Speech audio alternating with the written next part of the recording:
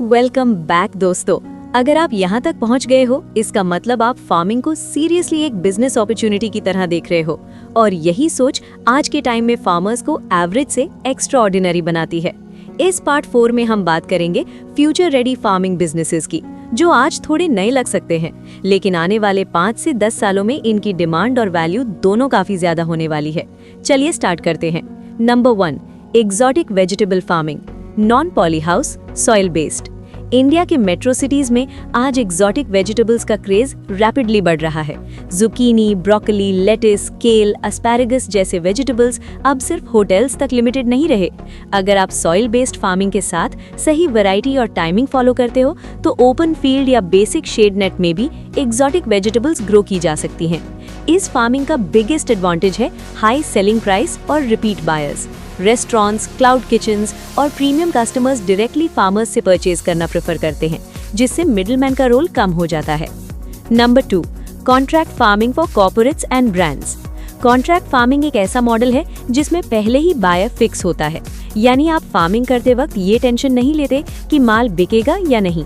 Food companies, exporters और retail brands specific quality और quantity के क्रॉप्स के लिए फार्मर्स के साथ कॉन्ट्रैक्ट करते हैं। इसमें प्राइस, क्वालिटी स्टैंडर्ड और डिलीवरी टाइमलाइन पहले ही डिसाइड होती है। ये मॉडल स्पेशली उन फार्मर्स के लिए बेस्ट है जो रिस्क कम और इनकम प्रिडिक्टेबल चाहते हैं। बस ध्यान रहे, कॉन्ट्रैक्ट साइन करने से पहले टर्म्स अच्छे से समझना बहुत जरूरी है। Number 3, bamboo farming business. Bamboo farming को फ्यूचर का ग्रीन गोल्ड माना जा रहा है। Construction, furniture, handicraft, paper industry और इवन टेक्सटाइल सेक्टर में बैम्बू का यूज रैपिडली बढ़ रहा है। बैम्बू फास्ट ग्रोइंग प्लांट है और वंस एस्टैब्लिश्ड हो जाए तो सालों तक हार्वेस्टिंग पॉसिबल होती है। इसमें मेंटेनेंस कंपैरेटिवली कम होती है।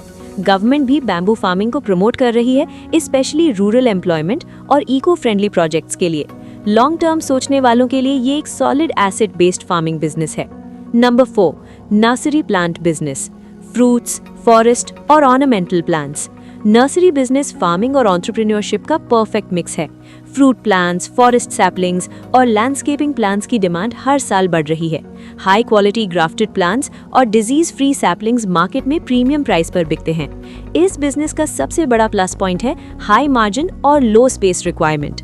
अगर आप मार्केटिंग और पैकेजिंग पर ध्यान देते हो, तो नर्सरी बिजनेस लोकल के साथ साथ ऑनलाइन ऑर्डर्स भी अट्रैक्ट कर सकता है।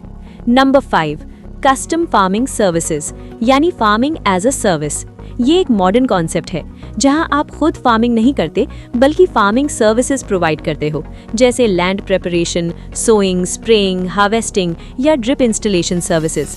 आज के टाइम में बहुत से स्मॉल फार्मर्स मशीनरी अफोर्ड नहीं कर पाते। ऐसे में अगर आप ट्रैक्टर, रोटावेटर, हार्वेस्टर या स्प्रेयर सर्विसेज ऑफर करते हो, तो कंसिस्टेंट इनकम बन सकती है। इस बिजनेस में वेदर रिस्क कम होता है और डिमांड हर सीजन में रहती है। ये फार्मिंग इकोसिस्टम का एक स्ट्रॉन्ग सपोर्ट बिजनेस माना जाता है। रियल टॉक, फार्मिंग में पैसा कैसे बनता है? फार्मिंग में पैसा सिर्फ उगाने से नहीं बनता। पैसा बनता है प्रॉब्लम सॉल्व करने से, या तो फूड की प्रॉब्लम, या क्वालिटी की, या टाइम की। जो फार्मर या एग्री एंटरप्रेन्योर मार्केट के पेन पॉइंट समझ लेता है, वही रियल प्रॉफिट कमाता है। इसलिए हमेशा अपनी फार्मिंग को फ्यूचर डिमांड के एंगल से देखो, ना कि सिर्फ आज के रेट से। तो दोस्तों, ये था top farming business in India part 4, जहां हमने बात की फ्यूचर ओरिएंटेड और स्मार्ट फार्मिंग आइडियाज की। अगर आप इन बिजनेसेस को सही प्लानिंग और पेशेंस के साथ स्टार्ट करते हो, तो फार्मिंग आपके लिए सिर्फ इनकम सोर्स नहीं, बल्कि वेल्थ क्रिएटिंग सिस्टम बन सकती है। वीडियो पसंद आए तो लाइक करो, शाइन नीट चैनल को सब्सक्राइब करो और शेयर करो उन लोगों के साथ जो फार्मिंग को सीरियसली लेना चाहते हैं। मिलते हैं अगले वीडियो में। जय जवान, जय किसान।